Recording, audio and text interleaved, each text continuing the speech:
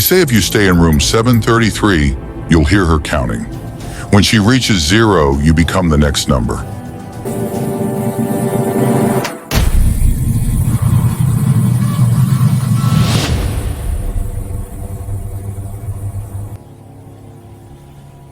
I never believed in curses until I worked night shift at the Grand Palm Hotel in Lagos. The hotel was old, built in 1973 by some German company that went bankrupt after the 7th floor was finished. My manager, Mr. Okafor, told me on my first day, "Never book anyone into room 733. Never go in there alone. And if you hear counting, run." I laughed. I thought he was messing with the new guy. For 3 months, I followed the rule without thinking much about it. Room 733 stayed empty on our system, marked as under renovation, even though no workers ever went up there. The 7th floor always felt wrong though, colder. The fluorescent lights flickered even after we changed them. The ice machine on that floor would turn on by itself at 3:47 a.m. every single night. Then one Saturday, wait, before we continue, if you're still watching right now, help me prove something wrong. My mother said I wouldn't even reach 1,000 subscribers, but I believe stories like this deserve to be heard. Help me show her that these tales matter. Please like this video and subscribe to African Tales Thriller.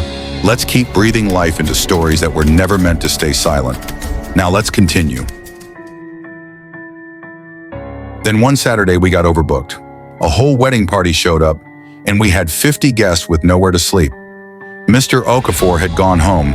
It was just me and Joy at the front desk. "What about 733? Joy asked, scrolling through the system. "We don't use that room," I said. "Why not? It's just sitting there." I didn't have a good answer, not one that wouldn't make me sound crazy. And this bride was already crying, saying her aunties would blame her for poor planning. So I did something stupid. I unlocked room 733.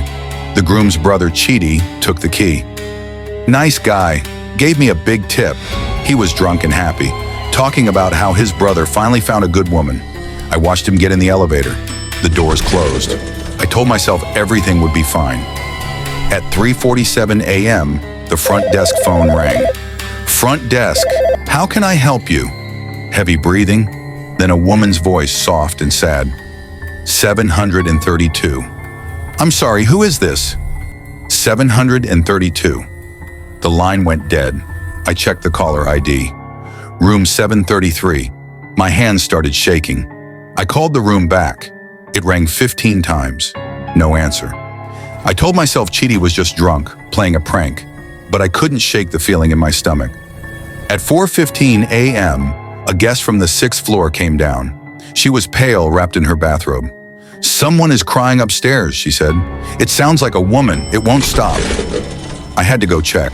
I took the elevator to the 7th floor, and the moment those doors opened, I felt it. That wrongness. The air was thick and cold, like being underwater. The lights were all off except for one at the end of the hall. Room 733. The door was open. "Chidi," I called out. No answer. Just that sound. Soft crying coming from inside the room. I made myself walk forward. Every part of me screamed to run, but I kept going. When I reached the door, I looked inside. Chidi was standing in the corner facing the wall, completely still. "Chidi, are you okay?" He didn't turn around. The crying got louder. It was coming from him. Then I saw her, a woman in the mirror. She wore an old dress, the kind my grandmother used to wear. Her face was blurred, like someone had smeared a photograph. She was staring right at me. Her mouth moved. 731. I ran. I don't remember getting to the elevator. I don't remember pressing the button. I just remember Joy screaming at me in the lobby, asking why I looked like I'd seen a ghost. We called the police. They went up with 2 security guards. They found Chidi still standing in that corner. He was alive, but he wouldn't speak, wouldn't move. They had to carry him out. His eyes were open, but nobody was home. He's been in the psychiatric hospital for 2 months now. Still hasn't said a word, just stands in corners and cries. Mr. Okafor finally told me the story.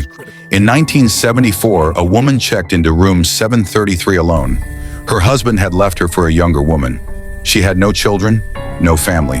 She wrote numbers on the walls, starting from 1. By the time she reached 733, she hung herself from the ceiling fan. They found her 3 days later. The number 733 was written in lipstick on the mirror. Every person who's stayed in that room since has either killed themselves or ended up like Chidi. The hotel tried to hide it, changed the room numbers, painted over the walls. Nothing worked. She's still counting. Last week, a homeless man broke into the hotel and slept in room 733. We found him the next morning on the sidewalk. He jumped from the 7th floor window. Room 733 is welded shut now, but late at night, when I'm closing up, I can still hear it. That soft voice drifting down from the 7th floor, counting, getting lower. I stopped working night shifts. I don't care about the money anymore, because here's what Mr. Okafor told me that I can't forget. She's not counting up anymore. She's counting down. And when she reaches 0, everyone who ever opened that door becomes part of her count. I was number 731. I hear her sometimes, when I'm alone. When it's quiet, 730, 729. She's getting closer.